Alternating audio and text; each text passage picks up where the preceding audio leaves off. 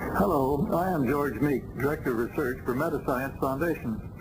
I hope that by now you'll become familiar with the mind-expanding concepts presented in the many mansions chart, as well as those in the text and illustrations in the booklet, The Magic of Living Forever, and the pamphlet, A Photo History of Man's Communication Systems. With that background, you can better comprehend the significance of the material you will be hearing in this recording.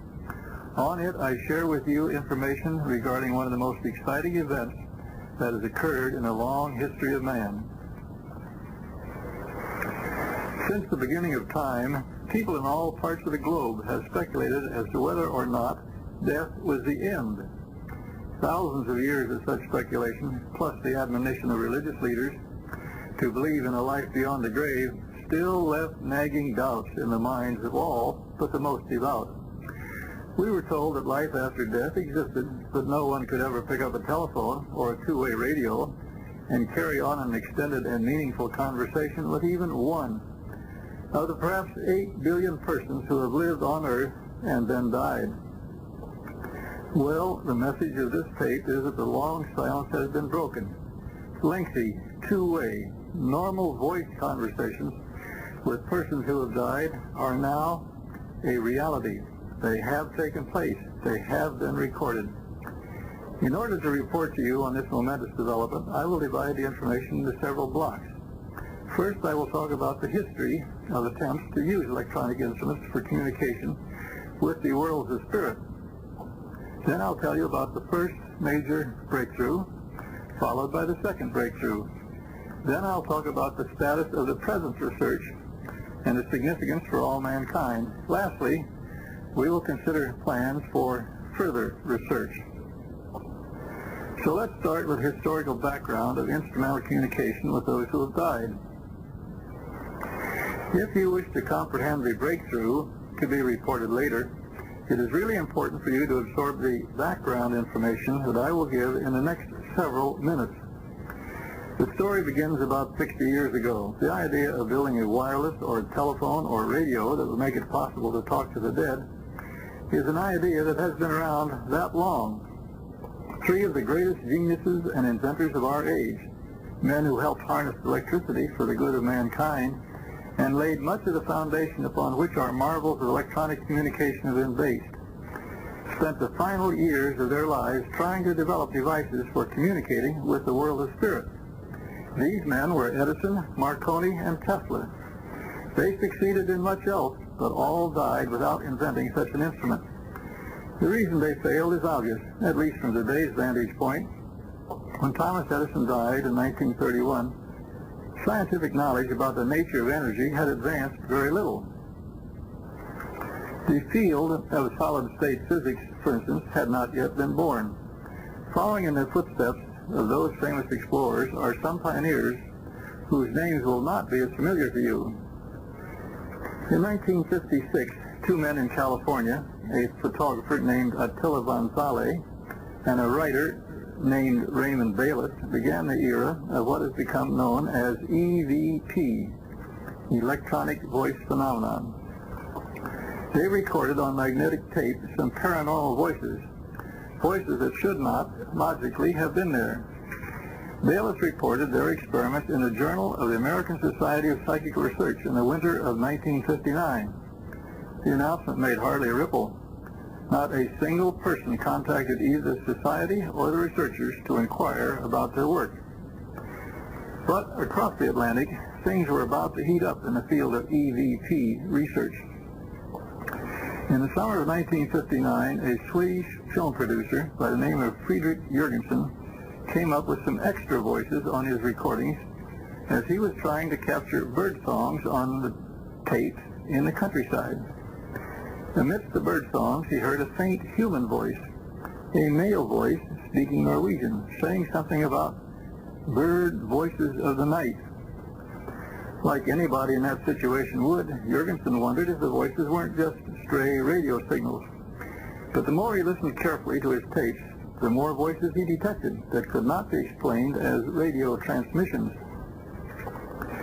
The voices included some personal messages such as, "Friedrich, you are being watched." And a few weeks later, he recorded what he recognized to be the voice of his mother, who had died 4 years earlier, saying in German, "Friedel, my little Friedel, can you hear me?"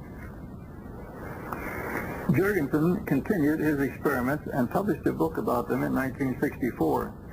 In addition to using a tape recorder with a microphone, he experimented with making recordings from the radio, then studying them to see if he could detect extra voices.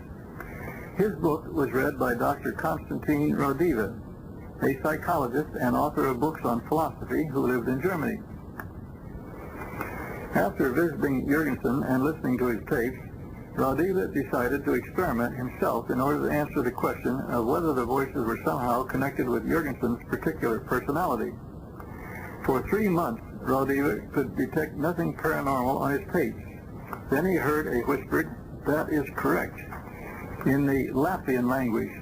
This was in response to his remark that spirit world inhabitants, like those on Earth, might face certain limitations. Rodiva was encouraged, and he went on to collect a huge number of voice recordings. By the time he published the first book on his work in 1968, he had recorded some 70,000 phrases. Also, he had added some new techniques. He learned that if he tuned his radio to the so-called white noise between the stations, the tapes recorded at those wavelengths would contain voices. Word of Dr. Rodiva's work spread, and scientists and engineers in Europe tried to duplicate his experiments.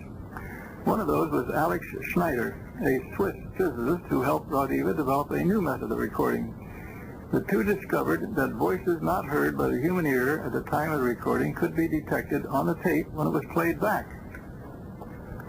Other pioneers who cooperated with Rodiva included Theodor Rudolph, a high-frequency engineer who worked for the Telefunken firm. Rudolph developed his own recording device called a goniometer. Another colleague of Dr. Rodiva was Dr. Franz Seidel, an electronics engineer in Vienna who developed a device he called a psychophone. Engineers and scientists were not the only people to become interested in experimenting with electronic voice phenomenon. Many lay people did also after reading Rodiva's book. So many began experimenting, in fact, that a German woman, Hanna Buschbeck, started a newsletter in 1969 to help the experimenters keep in touch and exchange ideas. Today, there are more than 1,000 people in Germany alone recording, analyzing, and cataloging paranormal voices. One parish priest in Switzerland, Father Leo Schmidt, has recorded thousands of phrases, and that is only in Europe. Not until 1971 was Rodiva's book brought out in English under the title Breakthrough, an amazing experiment in electronic communication of the dead. It was published by the British firm of Colin Smythe, which is a fascinating story in itself. Mr. Smythe was handed a copy of Rodiva's book at a book fair in Germany with a suggestion that he might want to consider publishing it. He turned it over to an associate, Peter Bander, who was skeptical about the whole matter. Until, that is, Smythe himself tried some experimenting with the voices and came up with the voice of Bander's mother, who is dead. The two publishers decided to have Rodiva brought to England so that his tapes and his methods could be checked out by scientists and engineers under controlled conditions. Convinced that Rodiva had, in fact, come up with unexplained voices on tape, they published the book, along with a record of some of the voices recorded. As a result, many more scientists and laymen throughout the world are now experimenting with EVP. So far, I have said little about the content of the messages these researchers are receiving. Frankly, there have been serious problems with these recordings. First, they are very difficult to hear and understand. As an example, let me play you a minute or so of Dr. Rodiva's tapes of the electronic voices. A request by the experimenter that the voice entities should tell him from where they came is answered by a voice saying, "Delicious lunch."